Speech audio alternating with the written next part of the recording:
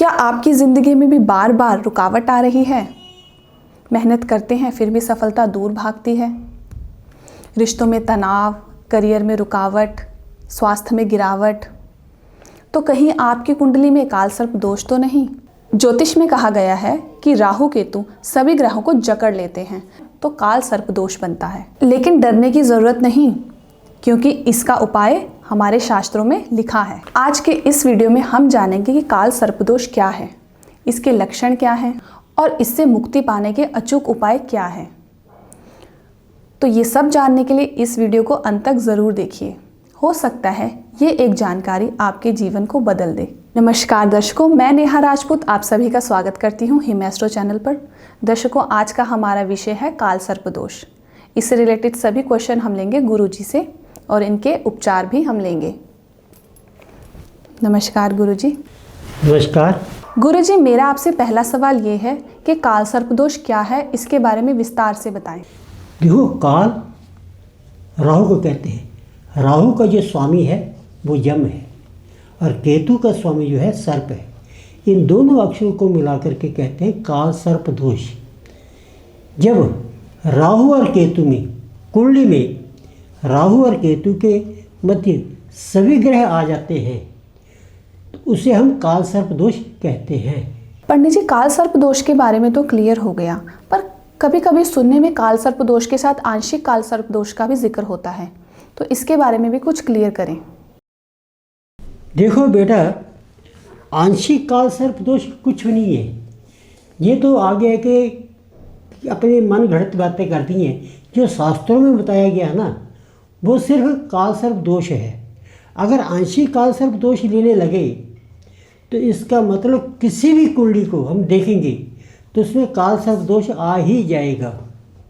अब देखो, जहाँ पर ये है हमारा राहु पहले भाव में बैठा हुआ और उसके बिल्कुल अपोजिट जो है केतु बैठा हुआ है। अगर इसमें जो है हमारे सभी ग्रह आ जाते हैं तो इसे कहते हैं काल सर्प दोष। हम इसे पूर्ण काल सर्प दोष नहीं कह सकेंगे, ना ही आंशिक कह सकते हैं। हमें सिर्फ काल सर्प दोष पड़ा हुआ है तो काल सर्प दोष ही आएगा। अब मान लो हमने जो आंशिक काल सर्प दोष की बात कर रहे हैं आप, तो ये क्या है कि राहु बाई अंश है और इसके साथ कोई ग्रह दूसरा ग्रह बैठ गया है। जैसे एक साइड पर मान लेते हैं हमें चंद्रमा बैठा है और जो तारांश है। अब चंद्रमा जो है राहु से बाहर बैठा हुआ है, तो कुछ लोग जो इसे कह देंगे कि ये आंशिक काल सर्प दोष है, परंतु शास्त्रों में ऐसा कुछ नहीं लिखा हुआ है। पंडित जी, काल सर्प दोष आखिर कितने प्रकार के होते हैं, इसके बारे में विस्तार से बताएं।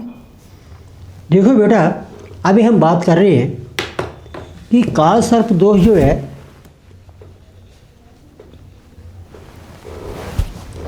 राहु और केतु के बीच में जब ग्रह आते हैं तो काल सर्प दोष आता है। अब ये राहु है, राहु क्या है? मुख। जो काल सर्प दोष का जो है मुख है और केतु जो है धड़ है। राहु के मुख में क्या है? विष है। जब कोई भी ग्रह राहु के मुख में जाएगा तो वह कष्ट प्राप्त करेगा, उसके अंदर विष प्राप्त होगा, वो दूषित हो जाएगा। और जब केतु के मुख में जाएगा, केतु के पूंछ की तरफ से प्रवेश करेगा तो उसके अंदर थोड़ी सी शुद्धि होगी, वह कष्ट ज़्यादा नहीं देगा।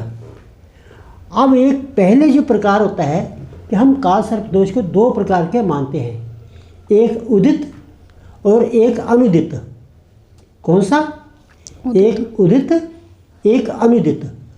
उदित क्या होता है कि जब ग्रह जो है, सभी ग्रह जो है राहु की पूंछ से चलते हुए, यानी केतु के अंदर से, केतु के अंदर से निकल करके राहु के मुख में जाएंगे, उसे हम कहते हैं उदित।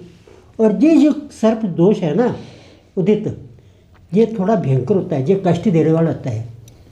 और जब राहु के मुख से निकल करके केतु की तरफ से जाएंगे, ये अनुदित होता है, ये हमें कष्ट नहीं देता, ये हमें कई प्रकार का लाभ भी प्राप्त करता है। अब बात आती है कि काल सर्प दोष कितने प्रकार का है। 2 प्रकार तो हमने देख लिए, उदित और अनिदित। अब सबसे पहले जो है हमारा जब लगन में राहु बैठा है और 7वें घर में केतु बैठा है और इसकी तरफ से जो सभी ग्रह बैठे होंगे, इसे कहते हैं अनंत काल सर्प दोष। कहाँ बैठा है? लगन में। लगन किसे कहते हैं? शरीर को, स्वास्थ्य को, मान सम्मान को। और सप्तम घर किसका है? आपका रोजगार का है, अपना स्त्री का है, आपकी पत्नी का है। तो इन सभी चीज़ों के लिए यह कष्टकारी बन जाएगा। अब इसमें एक काल सर्प जो है अनंत। अब अनंत भी 2 प्रकार के हो गए। कौन सा? अगर तो काल सर्प दोष इधर बना है तो बन गया अनुदित काल सर्प दोष। अगर वो काल सर्प दोष बना है राहु के मुख से निकल रहे हैं तो यह बन जाएगा अनुदित अनंत काल सर्प दोष। इसी तरीके से दूसरा जो काल सर्प दोष बनता है, यह दूसरा भाव है हमारा। अब राहु जो है दूसरे भाव में आ जाएगा। ये दूसरा भाव, राहु जहाँ आ गया और केतु इधर चला गया। अगर आपके मन में कोई प्रश्न आ रहा है तो आप साथ में पूछ सकते हैं। ये दूसरा भाव है, दूसरा और 8वां। पहला जो अनंत काल सर्प दोष बना था, जो पहले और 7वें बना था। अब दूसरा जो काल सर्प दोष बना है, यह दूसरे भाव से और 8वें भाव के बीच में। अब जहाँ पर जितने भी हमारे जो ग्रह आएंगे, इसे हम बोलेंगे कुलिक नाम का काल सर्प दोष। कुलिक जी, ठीक है। तो कुलिक काल सर्प दोष बन गया। ये अनुदित बना और ये उदित बना। ठीक है। तो हर मतलब जब हम कोई दूसरा काल सर्प दोष बनाते हैं, उदित और अनुदित साथ साथ चलते हैं। ठीक है। तो इसमें जो है जो धन भाव में आया, ये हमारा धन भाव है, परिवार है। इसमें हम पैसा इकट्ठा करते हैं, जो धन को बोलते हैं जोड़ते हैं कि किसी ने कितना पैसा इकट्ठा किया है, वो दूसरे भाव से देखते हैं। ठीक है। विद्या भी हम इसे देखते हैं। और 8वां भाव तो हमारा गुप्त है। इसमें ये हम जो जितने भी हमारी अपने गुप्त बातें होती हैं, रिसर्च होती है, इन चीज़ों को देखा जाता है। और केतु भी उस चीज़ को देखता है। तो हम इन चीज़ों, धन में जो है नुकसान हो जाएगा, परिवार में नुकसान हो जाएगा, इन चीज़ों से हम ये कुलिक नाम का जो काल सर्प दोष है उससे पता लगता है। अब तीसरा जो है, तीसरा काल सर्प दोष जो है उसका नाम आता है वासुकी। कौन सा नाम है? वासुकी। वासुकी नाम का काल सर्प दोष है। ये काल सर्प दोष है जहाँ से तीसरे भाव से और 9वें भाव के बीच में बनेगा। ये जो है तीसरे भाव से 9वें भाव में, जहाँ से जब इनके बीच में सारे के सारे ग्रह आएंगे, तब हमारा वासुकी नाम का काल सर्प योग आएगा। और ये काल सर्प योग जो है हमारे भाग्य को नष्ट करेगा। ये हमारे भाई बहनों के लिए कष्टी पैदा करेगा, हमारे भाई बहनों के बीच में झगड़ा पैदा करेगा, हमारे बाहर के रिलेशन जो है वो बना देगा, बाहर हमारे घर से बाहर चले जाएंगे, हमारे साहस के अंदर कमी पैदा कर देगा, हमें रोग देना शुरू कर देगा। तो ये हमारा वासुकी नाम का तीसरा काल सर्प दोष है। अब चौथा काल सर्प दोष क्या है? इसका नाम है शंखपाल। क्या नाम है इसका? शंखपाल काल सर्प दोष। ये हमारा चौथा घर है, यहाँ पर राहु आएगा और यहाँ पर केतु आएगा। चौथे घर में राहु आ गया और 10वें घर में केतु आ गया। इस काल सर्प दोष को हम कहेंगे शंखपाल काल सर्प दोष। जहाँ पर चौथा घर जो है हमारे परिवार का है, हमारे घर का है, हमारे सुख का है, इन सभी चीज़ों से कमी कर देगा, कष्ट देगा। और साथ में ये जो है 10वां घर जो है हमारे कर्म का है, कर्म में कमी आ जाएगी। आपको जो है अपने साथियों से जहाँ पर आप कार्य कर रहे हैं वहाँ पर अड़चने आएंगी। तो ये काल सर्प दोष के प्रभाव जो है इस तरीके से आता रहेगा। ये शंखपाल काल सर्प दोष है। अब हम 5वां काल सर्प दोष लेते हैं।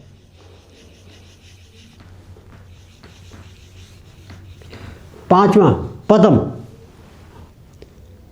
जहाँ से 5वें घर में राहु और 11वें घर में केतु। अब एक बात का आप ध्यान देते जाओ, देखो यहाँ पर क्या है कि हमारा जो राहु और केतु जो है बिल्कुल अपोजिट चल रहे हैं। अगर 5वें भाव में राहु आया तो 11वें भाव में केतु चला गया, और जिस सारे के सारे 7 ग्रह जो है, बाकी के जो 7 ग्रह है, जो इनके बीच में आएंगे, आगे पीछे नहीं जाएंगे। अगर एक ग्रह भी दूसरी तरफ चला गया तो वो हमारा काल सर्प दोष नहीं माना जाएगा। तो इस पद्म नाम के काल सर्प दोष में क्या है, आपको लाभ की प्राप्ति नहीं होगी, आपके साथी नहीं बनेंगे, आपको किसी का सहयोग नहीं मिलेगा, आपको पुत्र की प्राप्ति में कमी आ जाएगी, बाधा आ जाएगी, आपको जो है शिक्षा ग्रहण करने में कमी आ जाएगी, आपको प्रेम भाव नहीं मिलेगा, आपके प्रेम की कमी रहेगी। इस प्रकार का जो है पद्म काल सर्प दोष में प्रॉब्लम आती है। अब हम क्या करते हैं, हमारा जो है 6ठा काल सर्प दोष क्या आता है, महापद्म नाम का जो है 6ठा जो है काल सर्प दोष है। जहाँ पर 6ठे घर में राहु आ गया और 12वें घर में जो है केतु चला गया। तो जहाँ पर जो आकर के ये इसको बोलते हैं महापद्म काल सर्प दोष।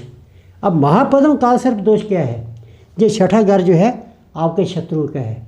वैसे राहु 6ठे घर में जाकर के शत्रु का नाश करता है, परंतु जब काल सर्प दोष आएगा ना, तो काल सर्प दोष में जो है शत्रु को साथ साथ में बढ़ाएगा भी, आपको विदेश ले जाएगा। केतु जो है आपको विदेश में जाएगा, आपको रोग उत्पन्न कर देगा। राहु जो है 6ठे घर में आकर के रोग उत्पन्न करेगा, आपको ज़मीन जायदाद से वंचित कर देगा, आपको जो भाई बहन आपसे भूमि विरक्षीण लेंगे। इस प्रकार के काल सर्प दोष से ये प्रभाव आता है, महापद्म नाम का जो काल सर्प दोष है। अभी देखो बेटा, हमने 6 जो है काल सर्प दोष के 6 प्रकार पढ़ लिए। पहला हमने पढ़ा अनंत काल सर्प योग, जो हमारे लगन से सप्तम तक का बनता है। लगन में राहु, सप्तम में केतु। दूसरा जो है योग बनता है कुलिक नाम का काल सर्प योग, जो दूसरे भाव में राहु और 8वें भाव में केतु। तीसरा जो बनता है वासुकी नाम का काल सर्प दोष, जो तीसरे भाव में राहु और 9वें भाव में केतु। चौथा जो है शंखपाल नाम का काल सर्प दोष बनता है, जो चौथे भाव में राहु और 10वें भाव में केतु। 5वां जो बना है शंखपाल के बाद आपका पद्म काल सर्प दोष बना है, जो कि 5वें भाव में राहु और 11वें भाव में केतु।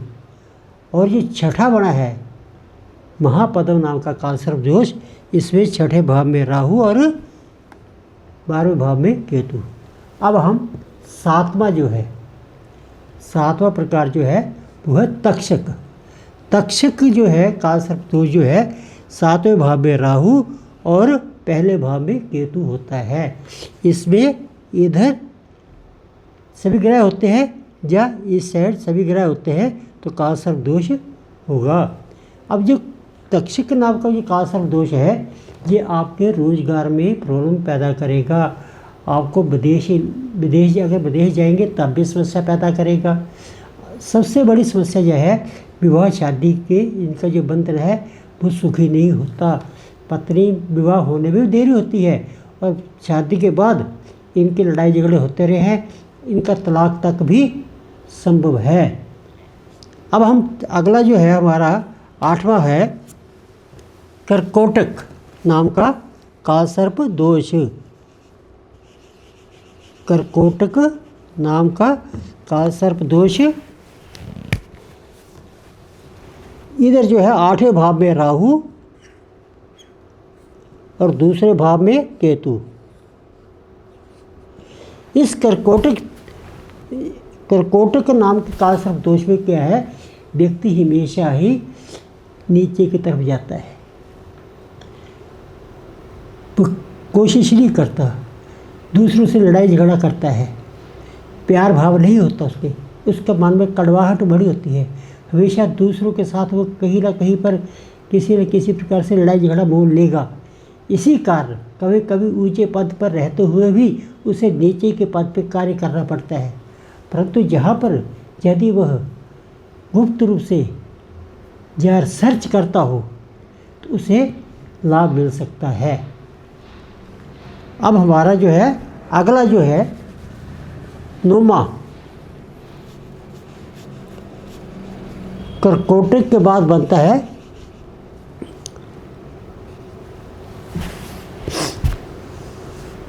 शंखचूड़। कर्कोटक के बाद जो है शंखचूड़ नाम का कालसर्प दोष। यह हमारा कालसर्प दोष राहु भाग्य स्थान में और तीसरे स्थान में केतु। इस कालसर्प दोष में भाग्य की उन्नति नहीं होती है। ये व्यक्ति जो है जैसे फकीर घूमते रहते हैं, साधु लोग घूमते रहते हैं, कष्टी उठाते हैं, वो फकीरों की तरह घूमते रहते हैं। कहीं पर उनका ठिकाना नहीं रहता, कोई उनके साथ नहीं रहता। इनकी जो इच्छा, अगर कोई इनके साथ हो जाए ये उसे लूट लेते हैं। उनका प्रयास हमेशा एक दूसरे को जो है दंड देने का होता है। ये धर्म को भी नहीं मानते, ये खंड ज़्यादा करते हैं। और ऐसे लोगों पर जो है बाहरी लोग जो है ना कई बार जंतर तंत्र भी करने प्रयास करते हैं। इनका जो स्वभाव जो है अच्छा नहीं होता, इसलिए ये कष्ट प्राप्त करते हैं। अब हमारा जो है अगला जो कालसर्प दोष है इसको बोलते हैं शंखचूड़ कालसर्प दोष।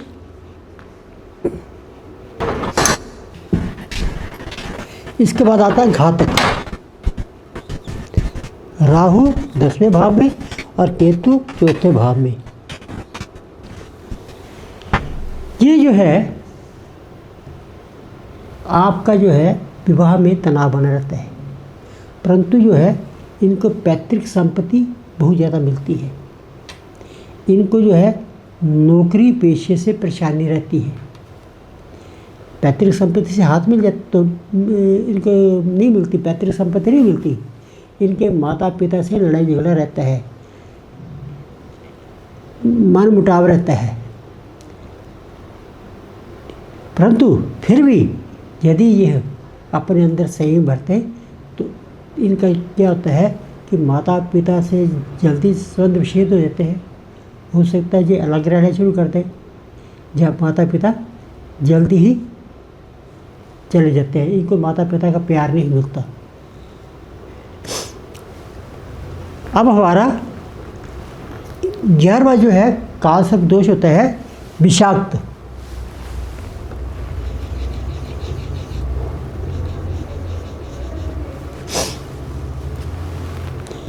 11वें भाव में राहु और 5वें स्थान में केतु।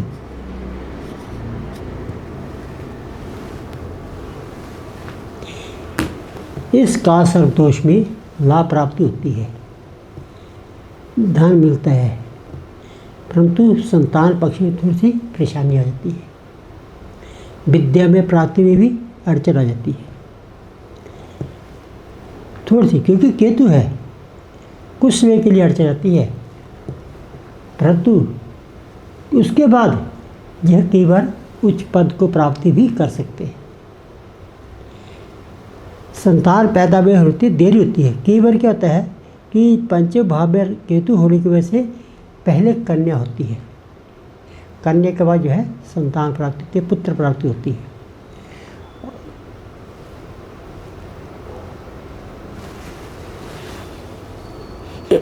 अब हमारा आखिरी जो है आखिरी कालसर्प दोष है शीर्षनाग कालसर्प दोष, जहाँ पर राहु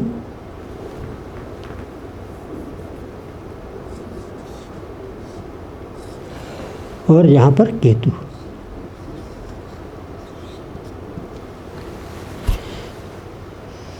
तो शेष नाग काल सर्प दोष वालों के लिए क्या सबसे बड़ा क्या होता है कि ये लोग तरक्की जल्दी करते हैं, ये विदेश चले जाते हैं, विदेश में जाकर अपार सफलता प्राप्त करते हैं, अपने लोगों की सहायता करते हैं। परंतु कुछ लोग इनके साथ जलसी करते हैं और इनके ऊपर तंत्र मंत्र का प्रयोग करते रहते हैं, जिससे इनको परेशानी हो सकती है। तो ये हमारे 12 प्रकार के काल सर्प दोष हुए और उदित और अनुदित 2 अलग प्रकार के काल सर्प दोष हुए। अगर हम इस तरीके से माने तो हम इसे 24 प्रकार के काल सर्प दोष कह सकते हैं, जिसमें जो काल सर्प दोष केतु से प्रारंभ होकर के राहु की तरफ से समाप्त होता है वो थोड़ा अनिष्टकारी होता है, और जो काल सर्प दोष राहु से प्रारंभ होकर के केतु की तरफ समाप्त होता है वो शुभदायक फल प्रदान करता है। पंडित जी, इस काल सर्प दोष का उपाय क्या है? क्या हवन ही इसका एकमात्र उपाय है? देखो बेटा जी, ज़्यादातर क्या होता है कि जब काल सर्प दोष बताते हैं तो साथ ही पंडित जी ये कहते हैं कि इसका हवन करवा लो, महामृत्युंजय का जप करवा लो, इससे कष्टी दूर हो जाएगी। ये तो सत्य है कि जब हम कभी शिव मंदिर में जाकर के इसका हवन करते हैं उसका दोष का प्रभाव कम हो जाता है, परंतु ऐसा आवश्यक भी नहीं है, ज़रूरी भी नहीं है कि उसका जो है हमें हवन यज्ञ से ही इसका प्रभाव कम होगा। हम जो है इसका उपाय करके भी काल सर्प दोष को शांत कर सकते हैं। अब 12 प्रकार के जो काल सर्प दोष है इनका जो है अलग अलग उपाय भी सिंपल तरीके से करके, आसान तरीके से करके जो है इनका जो दोष है वो शांत किए जा सकते हैं। जैसे सर्वप्रथम जो है हमारा जो है लगन में जो काल सर्प दोष बना था अनंत काल सर्प दोष, उसका जो है हम क्या करते हैं कि अगर एक नाग पंचमी के दिन एक मुखी रुद्राक्ष या 8 मुखी या 9 मुखी रुद्राक्ष लेकर के उसे धारण कर ले तो अनंत काल सर्प दोष का प्रभाव खत्म हो जाता है। यदि उसमें किसी व्यक्ति को रोग लग जाता है, कोई बीमार हो जाता है, वो ठीक नहीं हो रहा है, तो ऐसी अवस्था में एक राग नाम का एक धातु होता है, उसकी एक सिक्का बना करके, ये पुराने समय में होता था, उसका सिक्का लेकर के चलते पानी में प्रवाह दे। हो सकता है कि आज जैसे जी हमारे जो होते हैं गोल्ड मैन होते हैं, अपने सुनहरे जिसको हम कहते हैं, अपने इनके पास जी रांगा आपका कहने का मतलब है, उसे इंग्लिश में हम टीन भी कहते हैं, टीन धातु। हाँ जी, उसको जो है हम उसका जो एक सिक्का बना करके बहते पानी में प्रवाह दें तो वह हमें जो है उसका लाभ मिल जाएगा। दूसरा जो है हमारा कुलिक नाम का जो है, इसमें क्या करना चाहिए कि 2 रंग के कंबल लेकर के, 2 रंग का एक कंबल हो या फिर गर्म वस्त्र हो, उसे हम दान करते, तब भी जो है कुलिक नाम का जो काल सर्प दोष है वह शांत हो जाता है। और उसके बाद या फिर इससे ज़्यादा अगर कुछ करना हो तो चांदी की आप गोली बनवाएं, 2 गोलियाँ, और उसकी पूजा करवाएं, उसमें जीवादान करवा करके वह चांदी की जो गोलियाँ हैं अपनी जेब में रखें, उससे काल सर्प दोष का प्रभाव जो है कम हो जाएगा। तीसरा जो है हमारा बासुकी नाम का काल सर्प दोष बनता है। अब बासुकी नाम का जो काल सर्प दोष है इसका उपाय बहुत सरल है। रात के समय जब आप सोते हैं तो बाजरे को एक कपड़े बांध करके अपने तकिए के नीचे रख ले और सुबह उठ करके उसे पक्षी को खिला दे, तो इससे भी काल सर्प दोष का जो है, बासुकी नाम का जो काल सर्प दोष है उसका प्रभाव कम हो जाता है। या फिर आप ऐसा भी कर सकते हैं कि नाग पंचमी के दिन लाल धागे में इसको 3 या फिर 8 या 9 रुद्राक्ष जो 3, 8 या 9 मुखी रुद्राक्ष जो होते हैं उसको लाल धागे में डाल करके अपने गले में धारण कर ले। इससे जो है वासुकी नाम का जो है कालसर्प दोष जो है उसका प्रभाव कम हो जाता है। चौथा कालसर्प दोष होता है शंखपाल।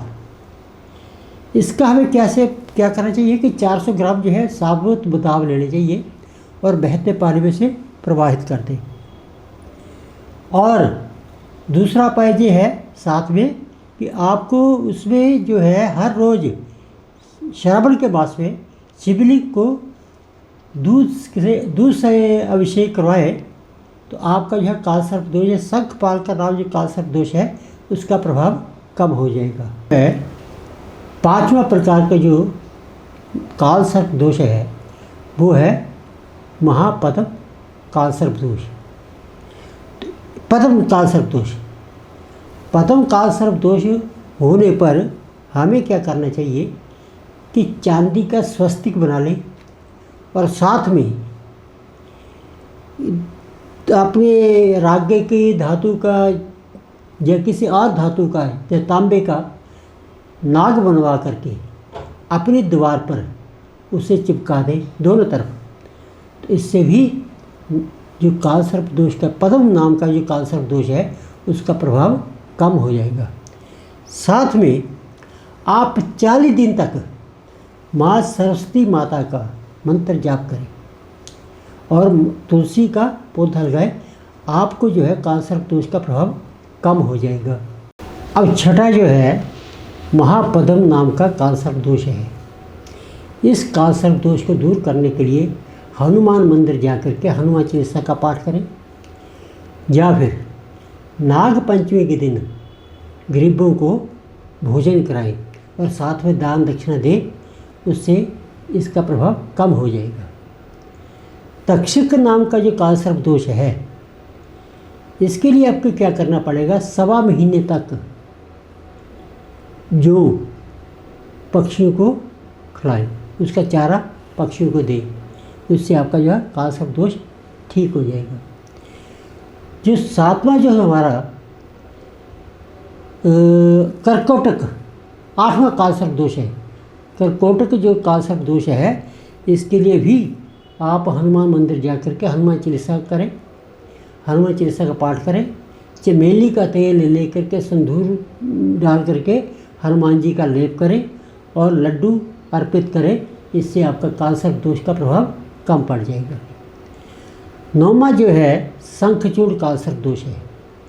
इसके लिए जो है क्योंकि ये हमारे लिए 9वां जो है इसमें जो है समस्या ज़्यादा होती है, बीमार हो जाता है व्यक्ति, तो इसके लिए हमें क्या करना चाहिए, महामृत्युंजय का कवच या पाठ करना चाहिए। रोज़ अपने आप मंत्र जाप करो और श्रावण के महीने में हर सोमवार को व्रत रख करके भगवान शिव का जो है अभिषेक कराएं दूध से, इससे कालसर्प दोष ठीक हो जाता है। या फिर अष्ट धातु का नाग बना करके या चांदी का नाग बना करके उसकी अंगूठी अपनी मध्यमा उंगली में धारण करें शुभ मुहूर्त में, तो आपका जो कालसर्प दोष का भी प्रभाव कम होगा। अब 10वां जो है हमारा घातक नाम का कालसर्प दोष है। इस कालसर्प दोष में सबसे अच्छा जो है गणेश अथर्वशीर्ष पाठ करना या हनुमान जी का हनुमान चालीसा का पाठ करना, इससे आपको दोष में कमी आएगी, उसका प्रभाव कम हो जाएगा। 11वां जो है हमारा ये है विषाक्त। विषाक्त जो है कालसर्प दोष, इसके लिए आपने श्रावण मास में 30 दिन तक भगवान शिव की दूध से अभिषेक करें और उसका मंत्र जाप करें, तो आपको जो है कालसर्प दोष का प्रभाव स्वयं ही समाप्त हो जाता है।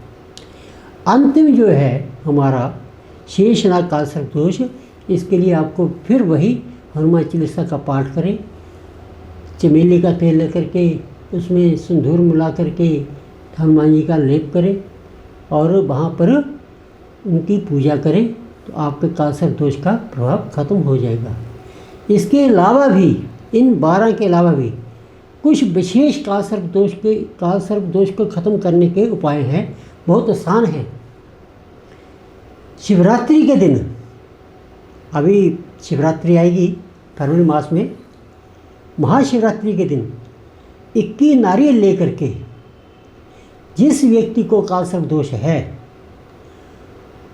वह 21 मंदिरों में जाकर के, शिव मंदिरों में जाकर के अपने सिर से 7 बार बार करके एक एक नारियल एक एक मंदिर में शिव के ऊपर चढ़ाएं, वहाँ पर प्रार्थना करें, वहाँ पर उसकी पूजा करें, उनका स्नान करें और 21 मंदिरों में जाकर के 21 नारियल चढ़ाने से भी वो दोष पूर्णतः समाप्त हो जाता है।